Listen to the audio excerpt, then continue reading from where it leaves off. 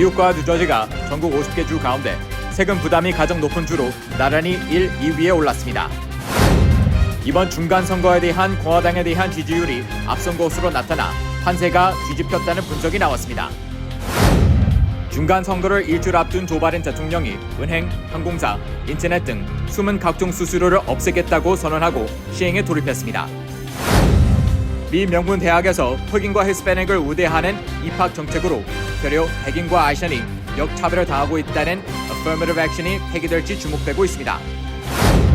뉴욕시 라이커스 아일랜드 교도소에서 한 수감자가 교도관의 뒤통수 쪽에 무려 15번의 칼침을 놓는 사건이 발생했습니다. 미국 내에서 암으로 인한 사망률이 꾸준히 감소하고 있는 것으로 나타났습니다. 반면 암 환자 발생률은 증가했습니다.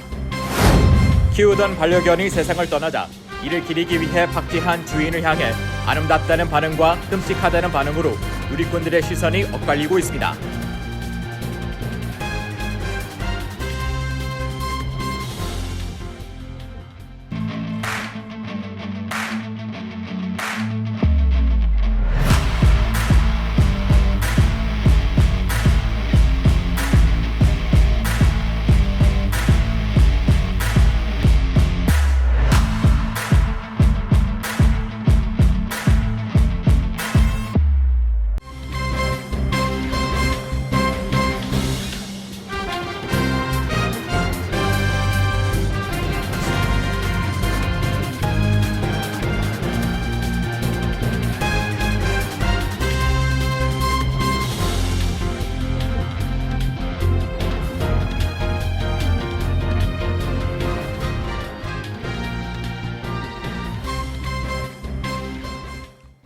여러분 안녕하십니까? KBTV 뉴스9 이창원입니다. 전국 50개 주 가운데 세금 부담이 가장 높은 주로 뉴저지가 1위, 뉴욕이 2위로 꼽혔습니다. 또 뉴저지는 타주에 비해 세금 납부 과정도 어려운 것으로 드러났습니다. 오늘의 첫 번째 소식 김은지 기자가 전합니다.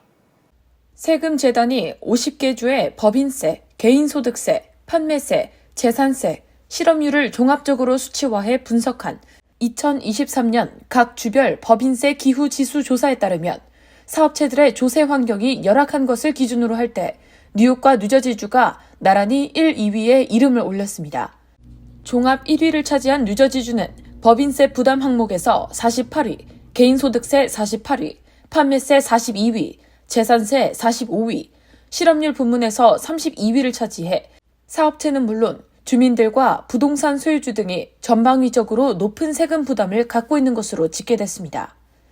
뉴저지주는 특히 주택 소유자들이 부담하는 재산세의 경우 9,284달러에 달해 최근과 같은 높은 인플레이션 시기에 중산층 가정의 가계 경제를 약화시키고 있는 주요 원인인 것으로 분석됐습니다.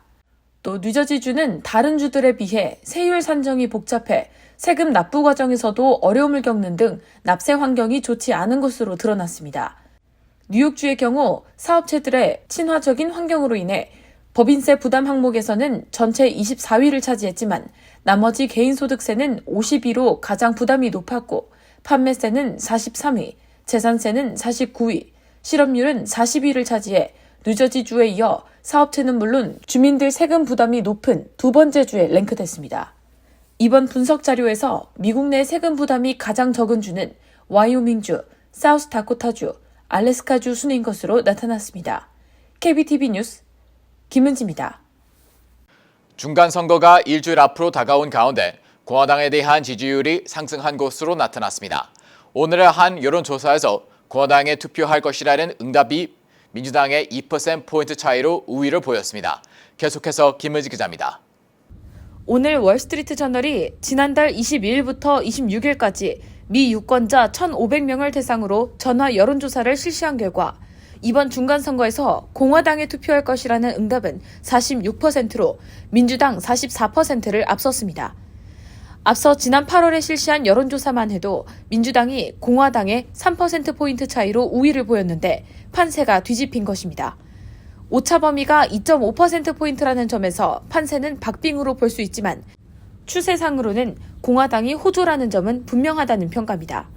공화당 여론조사 담당자인 토니 파브리지오는 유권자들이 경제 문제, 특히 인플레이션에 대해 관심을 보이는 것이 공화당에 도움이 됐다며 어느 당에 투표할지 결정을 못한 유권자들의 표는 민주당보다 공화당 쪽으로 향할 가능성이 더 높다고 말했습니다. 이 같은 여론 변화는 유권자들의 관심이 낙태 문제에서 경제 문제로 이동했기 때문이라는 분석입니다. 미국 경제에 대한 부정적인 전망은 더 높아졌습니다. 이번 조사에서 미국 경제가 옳은 방향으로 나아가고 있다고 답한 응답자는 19%로 8월 조사에 비해 11%포인트 하락했습니다. 반면 경제가 잘못된 방향으로 향하고 있다는 응답은 71%로 집계됐습니다. 조 바이든 대통령의 정책이 경제에 긍정적인 영향을 미쳤다는 응답은 27%에 그치는 등 차가운 반응을 보였고 응답자의 54%는 부정적인 영향을 끼쳤다고 답했습니다. 바이든 대통령의 국정 수행 지지도도 43%로 반대 의견 55%에 못 미쳤습니다. 어느 정당이 인플레이션을 더 효과적으로 억제할지 묻는 질문에 공화당이라는 응답은 48%, 민주당이라는 답변은 27%에 불과했습니다. KBTV 뉴스 김은지입니다. 인플레이션으로 골머리를 앓고 있는 조 바이든 대통령이 소비자들에게 전가되는 각종 숨은 비용들을 없애겠다고 선언하고 시행에 들어갔습니다. 박준호 기자의 보도입니다. 바이든 대통령이 지적한 대표적인 정크 수수료는 계좌에서 잔고보다 많이 인출할 경우 은행들이 예고 없이 부과하는 초과 인출 비용입니다. 또 과도한 신용카드 연체료, 공연이나 스포츠 경기 티켓 판매 시 마지막에 별도 부과되는 서비스 비용, 숨겨진 호텔 예약 수수료, 케이블 및 인터넷 요금제를 더 나은 요금제로 바꿀 수 없도록 막는 막대한 해지 수수료 등도 거론됐습니다. 항공편이 취소되거나 지연될 경우 무료로 재계약이 어렵다는 점도 같은 이유입니다. 바이든 대통령은 이러한 정크 수수료가 가계 예산을 압박하고 있다면서 은행의 초과 인출 비용 등이 불법이라고 꼬집었고 경제 전반에 걸쳐 수백억 달러의 기타 정크 수수료가 있다고 지적했습니다. 중간선거가 불과 1주 앞으로 다가오면서 높은 인플레이션 여파로 경제 문제가 중간선거의 최대 이슈로 부상한 가운데 서민의 물가 부담 덜기가 최우선 과제라는 인식을 각인시키기 위한 규제책으로 분석됩니다. 공화당으로 기울어진 민심에 반전의 계기를 삼기 위해 바이든 대통령이 부당 수수료와 전쟁을 선포하고 나서자 은행을 비롯해 항공사와 호텔, 케이블 업체 등 직격탄을 받게 될 관련 업체들은 향후 조치에 촉각을 곤두세우고 긴장하고 있습니다. 아울러 바이든 대통령은 최근 휘발유 가격이 하락했다는 점을 강조하면서 석유 회사들이 유가 하락을 제품 가격에 반영할 수 있도록 할 것이라고 강조하기도 했습니다. 연방정부는 이날 언급된 각종 비용 세계에 대한 조사에 돌입한 상태입니다. KBTV 뉴스 박진우입니다. 하버드 등 명문 대학에서 한인을 포함한 아시아계가 흑인과 히스패닉 우대 정책으로 입학 과정에서 되려 역차별을 당하고 있다는 소송으로 법정 투쟁이 이어오고 있는데요. 연방 대법원이 관련 정책을 폐기시킬 가능성이 거론되고 있습니다. 홍찬우 기자입니다. 역차별 피해 논쟁을 초래한 어포머티브 액션, 즉 소수계 우대 정책이 60년 만에 연방 대법원에서 폐기될지 역사적인 종대기로에 섰습니다. 어포머티브 액션은 하버드를 비롯한 명문 대학들이 인종 다양성을 위해 신입생 선발 시 입학생 또는 재학생 비율이 적은 흑인과 히스패닉계를 우대해 입학시키는 제도입니다. 문제는 흑인과 히스패닉 학생들 때문에 성적이 우수한데도 백인이나 한인을 포함한 아시아계 학생들은 선발에서 밀려 탈락해 역차별을 당하는 피해를 초래했다는 것입니다. 이에 대한 논쟁은 결국 법적 소송으로 비화됐습니다. 이번 소송은 하버드 대학과 노스캐롤라이나 주립대학을 상대로 역차별 당했다는 탈락 학생들에 의해 제기됐습니다. 연방지법과 항소법원은 대학식에 손을 들어주었으나 최후 관문인 연방대법원에서는 이를 뒤집는 것은 물론 아예 폐기하는 것을 결정 내릴 것으로 예측되고 있습니다. 지난 2003년 연방대법원은 각 대학이 인종 다양성을 위해 대학 입시에서 인종을 하나의 요소로 고려할 수 있다고 판결했으나 보수화된 현재는 정반대의 판결을 내릴 가능성이 높아진 것으로 해석됩니다. 연방대법원은 지난 31일부터 어포머티브 액션에 대한 의견 청취에 들어간 상태입니다. 이날 심리에서 보수 성향 대법관들이 특정 인종에 대한 배려하는 제도에 회의적인 반응을 보인 것으로 알려졌습니다. 세뮤얼 앤서니 알리토 대법관은 이날 심리에서 원고인 하버드, 노스캐롤라이나대 측 변호인에게 과소대표되는 소수계가 정확히 어떤 의미를 갖고 있냐 질문하면서 대학 입학이 한 집단에게 유리하게 작용하면 다른 집단에게는 반드시 불리하게 작용할 수밖에 없다고 지적했습니다. 반면 진보 성향 대법관인 소니아 소토마요르 대법관은 현재 어포머티브 액션을 금지한 9개의 주 대학에서는 백인 학생 수가 증가했다며 위헌 판결이 내려질 경우 교내 인종 다양성이 급격하게 무너질 것이라고 지적했습니다. 연방대법원이 폐기 판결을 내릴 경우 한인사회 내부적으로도 희비가 엇갈릴 전망입니다. 이 소수계 우대 정책엔 대학 입시 이외에도 정부 수주 소수계를 우대하는 조치들이 있기 때문에 대학 입시에선 유리해져도 정부 수주 계약에선 불리해지기 때문입니다. KBTV 뉴스 홍찬호입니다. 뉴욕시 라이커스 아일랜드 교도소에서 한 수감자가 교도관의 머리 뒤쪽을 무려 15번 칼로 찔려 중상을 입히는 사건이 발생했습니다. 자세한 소식 김은지 기자가 전합니다. 어제 오후 4시 45분경 뉴욕시 라이커스 아일랜드 교도소에서 한 교도관이 수감자에 의해 15차례 칼부상을 입는 잔인한 사건이 발생했다고 당국자가 성명을 통해 밝혔습니다. 교정국 노조 대변인인 마이클 스켈리는 28세 교도관을 칼로 찌른 수감자로 데니스 애플화이트를 지목했습니다. 애플화이트는 지난 2021년 임신한 여자친구를 총으로 살해한 혐의를 받고 있는 29세 남성입니다. 대변인은 이번 사건과 관련해 이는 단순히 공무집행하는 헌신적인 교도관에 대한 부당하고 냉담한 공격이라고 말했습니다. 그러면서 감옥을 안전하게 지키기 위해 매일 출근하는 우리 동료에 대한 어떠한 폭행도 용납하지 않을 것이라며 데니스 애플화이트를 다시 한번 체포한다고 말했습니다. 대변인에 따르면 해당 교도관은 혼자 근무를 서고 있었는데 갑자기 공격이 시작됐고 통제관실에서 이를 포착한 두 교도관이 애플화이트를 제압하기 위해 화학 스프레이를 뿌리기 시작했습니다.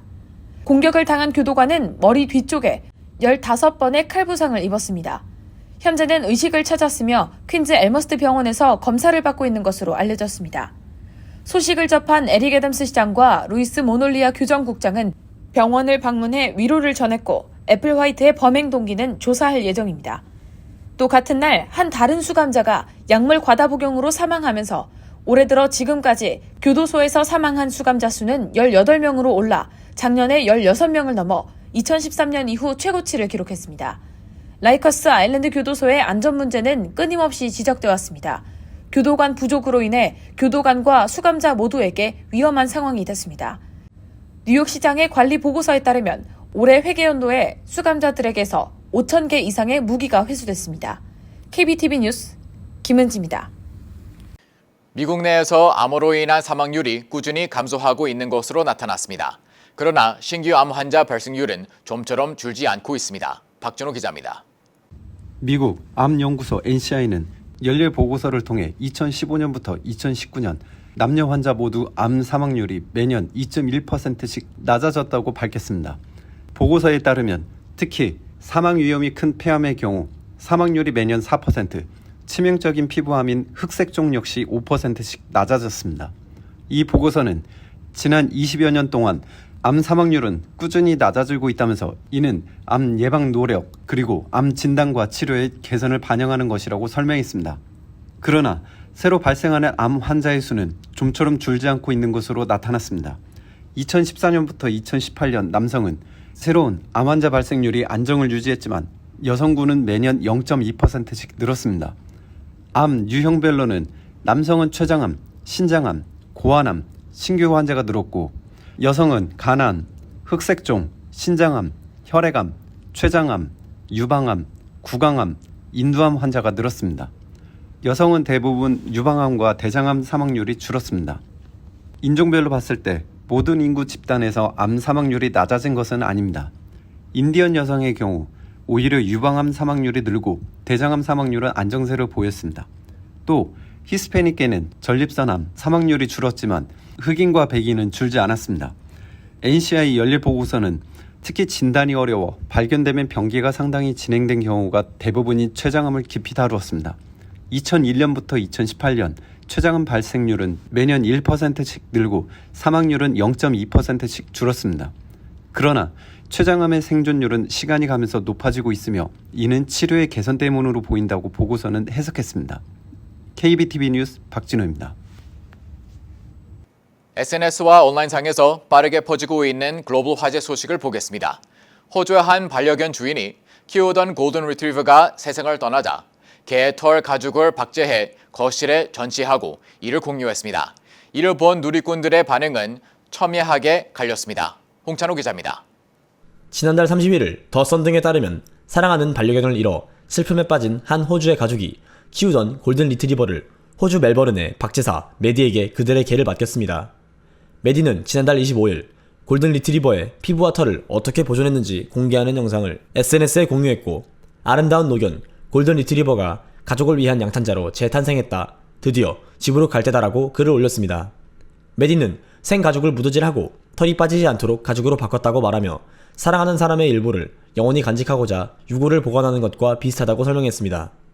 이 게시물이 올라가자 온라인상에서 사람들은 떠난 반려견을 이렇게 기리는 것이 감동적인지 그렇지 않은지에 관해 논쟁을 펼치고 있습니다.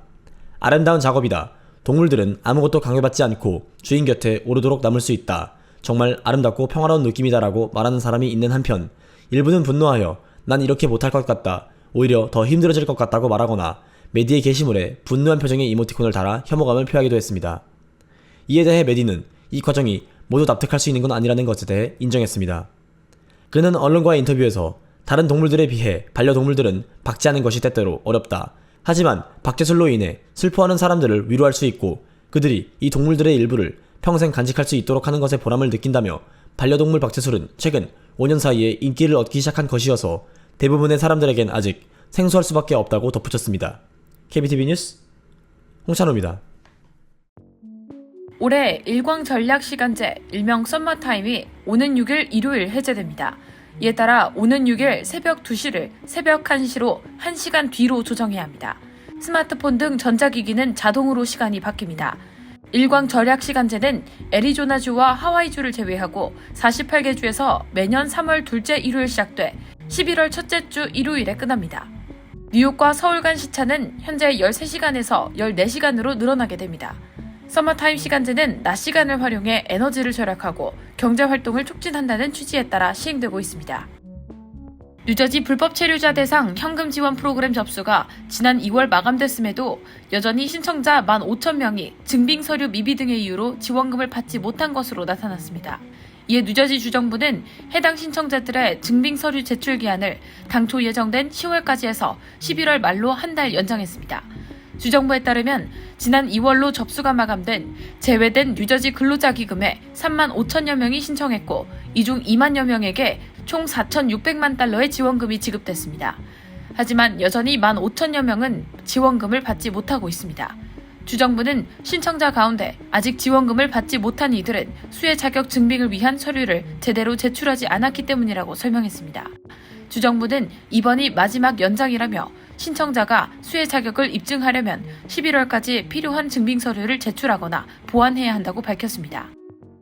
대학 진학 전문 컨설팅 회사인 뉴욕 엘리트 대학 컨설팅은 고등학교 10학년생과 11학년생들이 어떻게 주요 대학에 입학할 수 있는가를 주제로 오는 11월 4일 금요일 오전 11시, 오는 11월 20일 일요일 오후 2시에 뉴욕 엘리트 칼리지 세미나를 개최합니다. 뉴욕 엘리트 대학 컨설팅은 각 대학의 입학 사정관들은 수많은 학생 중 한 명을 뽑아야 하기 때문에 학생을 위한 차별화 전략이 필요하다며, 대부분 아시안 학생들은 경쟁은 강하지만 자기 커뮤니티의 리더로 기여 부분이 부족하기 때문에 이를 극복하는 전략을 만들어주는 것이 중요하다고 조언했습니다. 세미나 장소는 뉴욕시 맨해튼 32스트리트 한인타운에 있는 뱅크 오브 호프 은행 건물로 예약이 필요합니다. 세미나 참석을 원하는 학부모나 학생은 선착순으로 뉴욕 엘리트 대학 컨설팅으로 전화 예약을 해야 합니다. 오늘 질병통제예방센터 CDC는 올겨울 독감 시즌이 지난 10년 동안에 비해 가장 일찍 시작한 데다 입원 환자도 더 많아서 가장 혹독한 위세를 떨치고 있다고 경고했습니다. 특히 미국의 남동부와 남중부 지역이 가장 독감 바이러스가 왕성한 활동을 하고 있는 것으로 집계됐다고 밝혔습니다. 지금까지 집계된 이번 시즌의 미국 독감 환자 수는 최소 88만 명이 넘었습니다. 입원 환자가 6,900명, 사망자도 360명이 발생했습니다. 소아과의 독감 관련 사망의 최초 케이스는 10월 22일로 끝나는 주일에 처음 발생했다고 CDC가 발표했습니다. 이에 따라 CDC는 생후 6개월이 넘은 모든 어린이와 성인들에게 해마다 독감 백신을 맞을 것을 권고했습니다. 독감 백신은 독감 바이러스의 감염을 막는 데 도움이 될 뿐 아니라 백신을 맞고도 감염된 환자들이 중증 환자가 되는 것을 막아줄 수 있다고 CDC는 밝혔습니다. 잠시 후 커뮤니티 브리핑을 전해드립니다.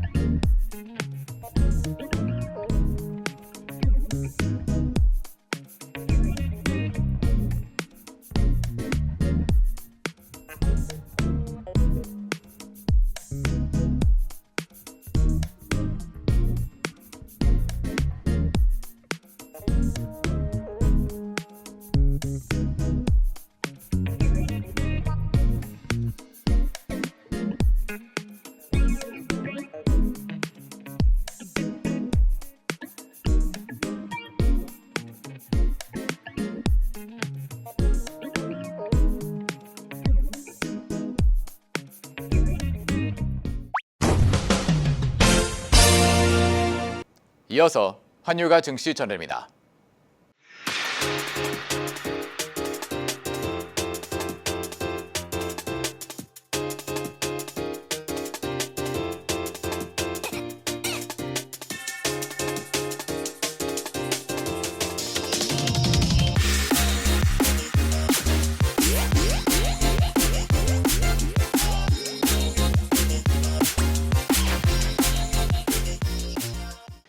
잠시 후 뉴욕과 뉴저지 날씨 전해드립니다.